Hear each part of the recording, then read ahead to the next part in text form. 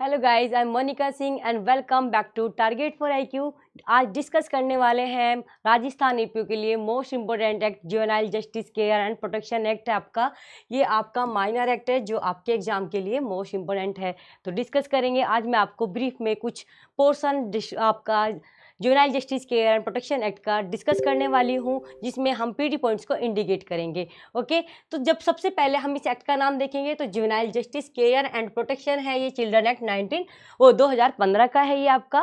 Okay, और ये PT के लिए मैं इंडिकेट कर रही हूँ, स्पेशली पीटी के लिए है। यहाँ पर मेन पॉइंट्स ही हम इंडिकेट करेंगे। देखेंगे आपका जब भी आप कोई किसी एक्ट को पढ़ते हैं तो उसमें हमें उसका ब्रीफ जानना होता है। ब्रीफ जान के आपको पता चल जाता है कि जब आप कोई एक्ट पढ़ने जा रहे हैं तो उसमें कितना बड़ा उसका पोर्शन है, कितने सेक्शंस हैं या कितने उसके चैप्टर्स हैं। तो जब आपको एक ब्रीफ पता चल जाता है तो आप उसको उसी तरीके से क्लासीफाइड करके अपने अकॉर्डिंग उसमें आप उसकी तैयारी कर पाते हैं। तो इसी तरीके से राजस्थान एपीओ के लिए स्पेशल बैच हमने चलाया हुआ है और माइनर एक्ट्स में आपको लाइव क्लासेस में पढ़ाऊंगी, जिसकी आपको रिकॉर्डेड क्लासेस भी मिलने वाली है। ये बैच चलाया हुआ है स्पेशल फॉर माइनर राजस्थान के लिए स्पेशली। तो अगर हम बात करते हैं यहाँ पर ब्रीफ की बात करेंगे तो ब्रीफ में सबसे पहले आता है जिस एक्ट को आप पढ़ने जा रहे हैं उसमें टोटल सेक्शंस कितने हैं। तो 112 इसमें सेक्शंस हैं। फिर चैप्टर्स कितने हैं, इन सेक्शंस को कितने चैप्टर्स में डिवाइड किया गया है। चैप्टर्स हमारे 10 हैं। कितने हैं? 10 चैप्टर्स हैं। कब इनटू फोर्स, मतलब कब इनटू फोर्स कब आया ये एनफोर्समेंट में? 2016 15 जनवरी 2016 को ये एनफोर्समेंट में आया। पास कब किया गया था? 31 दिसंबर 2015 को किया गया था। ये तो हमने इसके बारे में थोड़ा सा इंट्रोडक्शन पढ़ लिया। जब किसी एक्ट को पढ़ो तो पता हो कितने सेक्शंस, कितने चैप्टर्स और ये कब से आया और या इसका एनफोर्समेंट डेट क्या है, सब चीज़ आपको पता होनी चाहिए। बात आते हैं कि जब ये एक्ट बना था ये कौन से नंबर का था।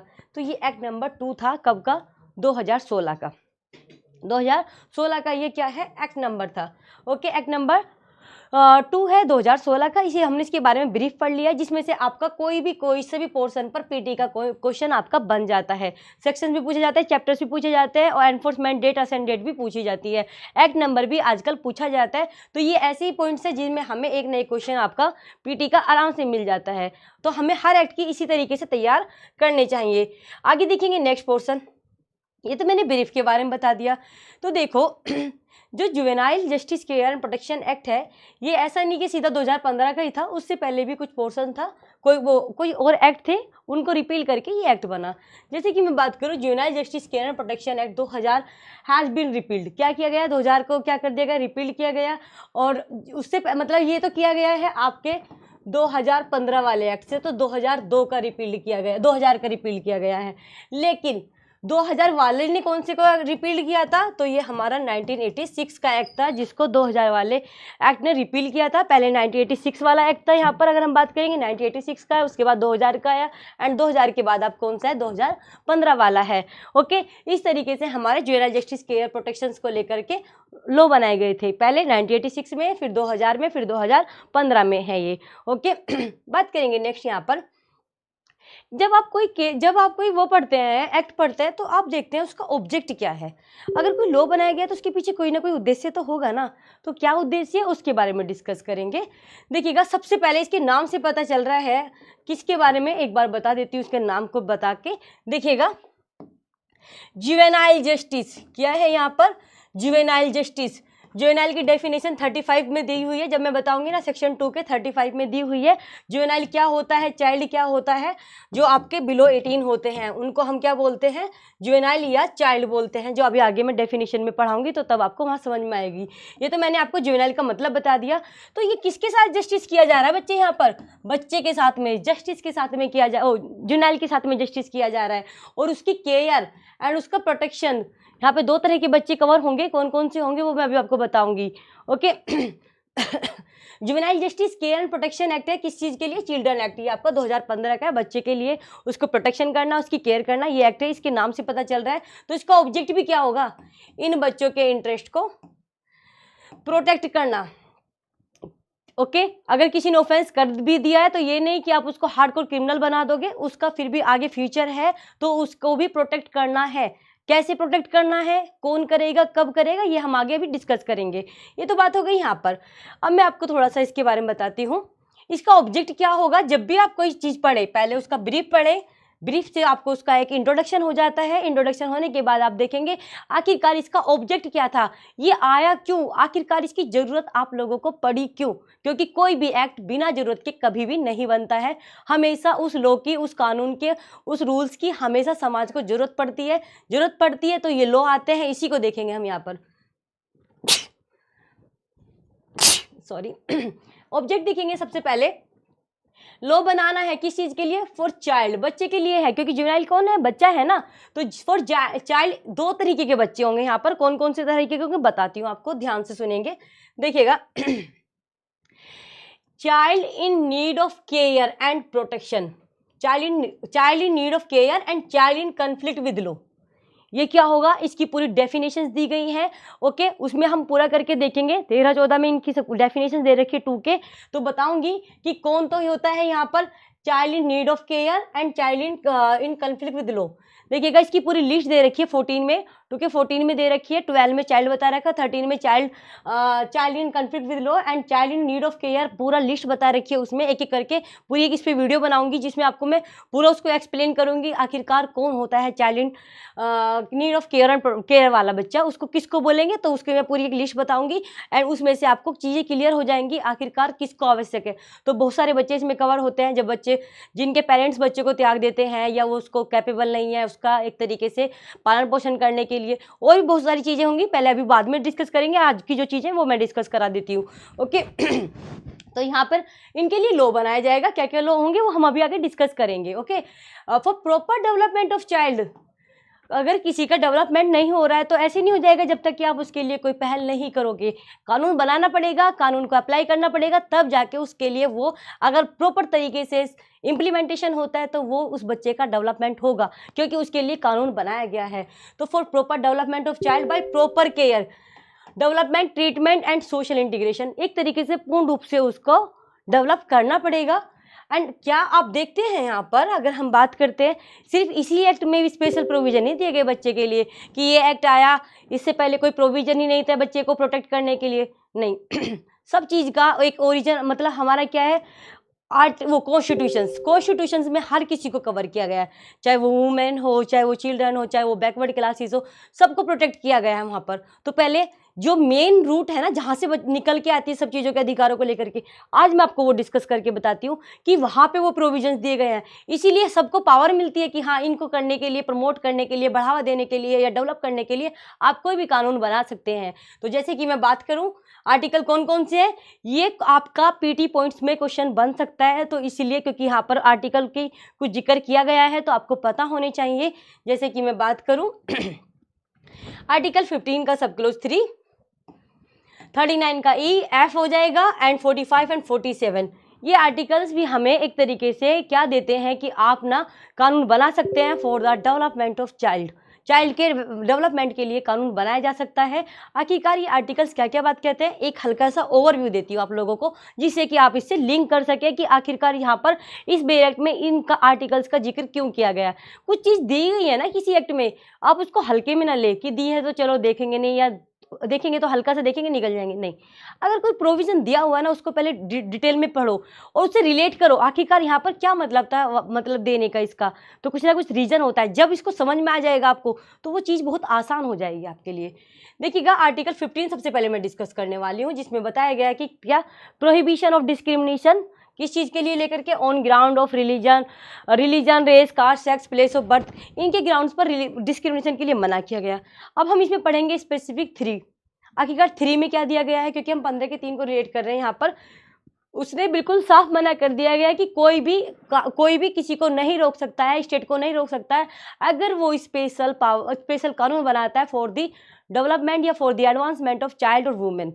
किसके लिए, यहाँ पे स्पेसिफिक चिल्ड्रन का बात दी गई है यहाँ पर कि nothing in this article shall prevent the state को नहीं रोका जाएगा अगर वो स्पेशल प्रोविजन बनाएगा वुमेन के लिए और चिल्ड्रन के लिए। तो बच्चे के लिए यहाँ पर आ गई ना बात ऐसी, तो यहाँ पे स्पेशल लॉ बनाया जा रहा है, वो बच्चे के लिए स्पेशल लॉ ही तो है, वो जुवेनाइल जस्टिस बच्चे को तो प्रोटेक्ट करने के लिए स्पेशल है। तो आप ये नहीं करोगे कि आपने इसको अलग से क्यों दिया है, ये तो डिस्क्रिमिनेशन हो गया। एक 18 साल के बाद का लड़का ऑफेंस कर रहा है, किसी का मर्डर कर रहा है, और एक 18 से कम का कर रहा है, तो उसको तो इतने प्रोटेक्ट किया जा रहा है, उसको जो है उसको नॉर्मल रखा जा रहा है, उसको मेन सेम सजा दी जा रही है।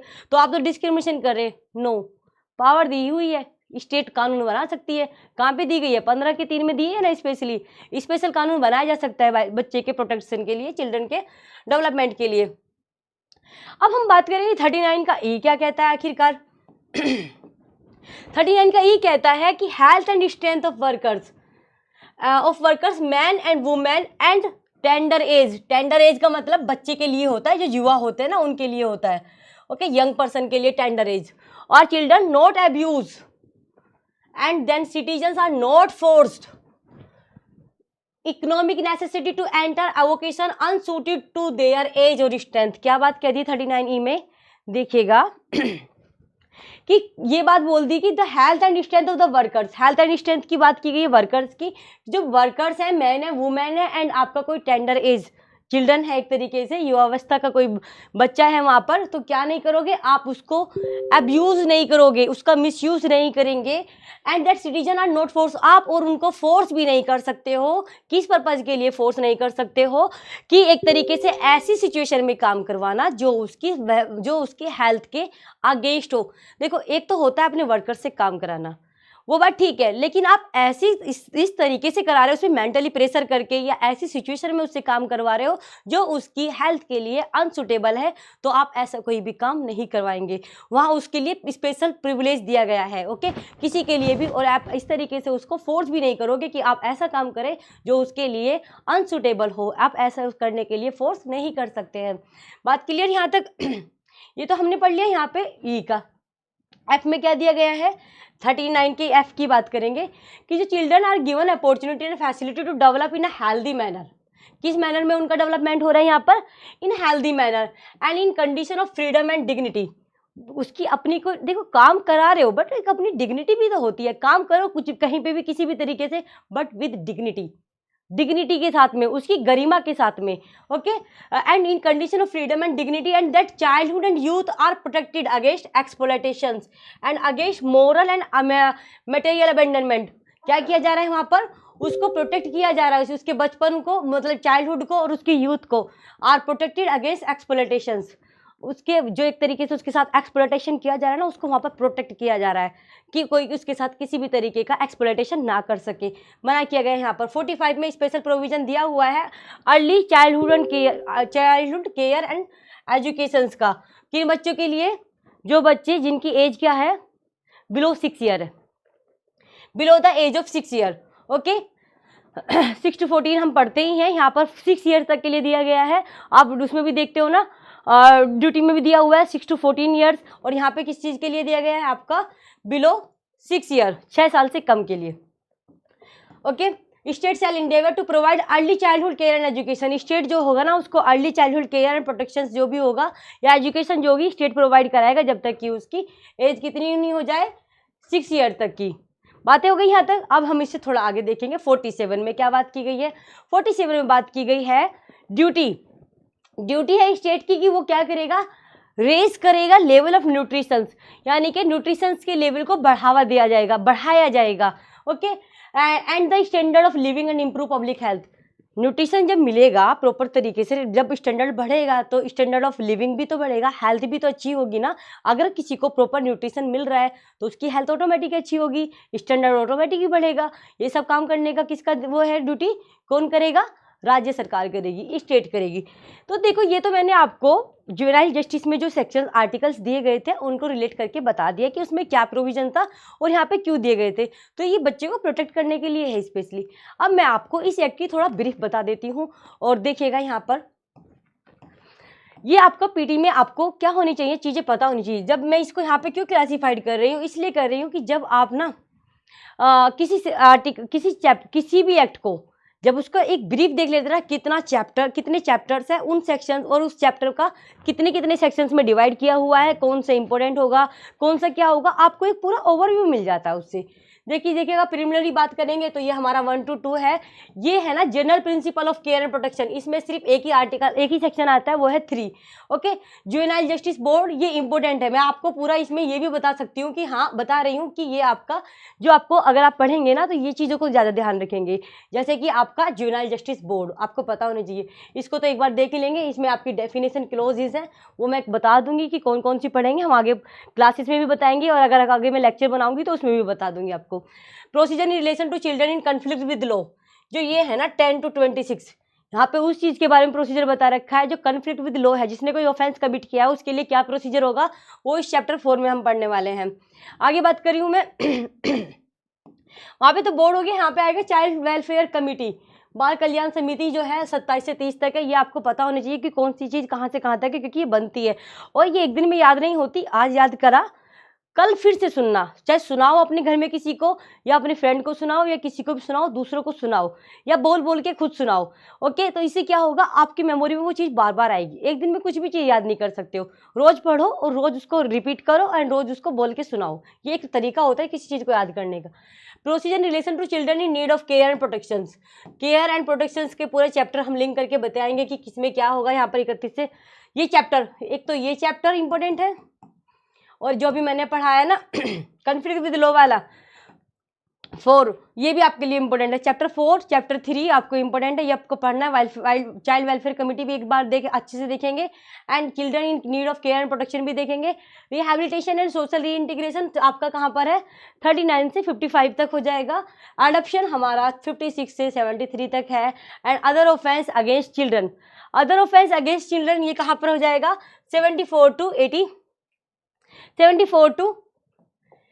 89 कितना, 74 to 89 और 90 to 100 क्या हो जाए, 1112 यानी 112 क्या हो जाएगा आपका लास्ट मिसलेनियस, जहाँ पे हम इसको पढ़ने वाले हैं। अगर हम बात करेंगे आगे तो इसको हम आगे डिटेल में देखेंगे। अब हम क्या करेंगे, आपका ये आपने पढ़ लिया, अब इसको याद करना है, फिर कल नेक्स्ट क्लास में इसको सुनाना है। देन उसके बाद कोई डाउट अगर नहीं होगा तो फिर हम इससे आगे बढ़ेंगे। इस तरीके का हम इसे प्रॉपर तरीके से पढ़ाएंगे। ओके, इसका हमने एक स्पेशल बैच वो चला रखा है, तो आप हमारा ये बैच ज्वाइन कर सकते हैं। कोई क्वेरी, कोई डाउट है या कोई भी क्वेश्चन है, आप हमारे ऑफिशियल नंबर पर कॉन्टैक्ट करके पूछ सकते हो। और ये स्पेसिफिक, और इसके बाद में माइनर एक्ट, वो जो माइनर एक्ट होगा, जो टॉपिक होगा या जो भी आपका सब्जेक्ट चल रहा होगा ना, उसके क्वेश्चंस वगैरह भी कराए जाएंगे साथ के साथ में ऑब्जेक्टिव, जिससे कि आपको ये भी पता चले कि अगर कोई टॉपिक आपने पढ़ा है तो उसमें किस तरीके के क्वेश्चंस बन रहे हैं। इस तरीके से हम इस एक्ट को क्या, इस पूरे बैच को ही चलाएंगे कि पहले पढ़ाया, डिस्क्राइब करा, नेक्स्ट क्लास में सुनने के बाद कोई डाउट अगर है तो उसको सोल्व कराया जाएगा, अगर नहीं है तो आगे पढ़ाएंगे। एंड पढ़ाने के बाद आपके उस टॉपिक को लेकर के क्या रिलेटेड क्वेश्चंस बन सकते हैं वो डिस्कस करेंगे, और जो भी आपका कोई डाउट होगा उसको लाइव क्लास में ही सोल्व कराया जाएगा। तो इस बैच को अगर आपको ज्वाइन करना है तो आप किसी भी तरीके की कोई भी इंक्वायरी है तो आप वो कर सकते हैं। मिलते हैं नेक्स्ट वीडियो में। Thank you so much everyone, thank you.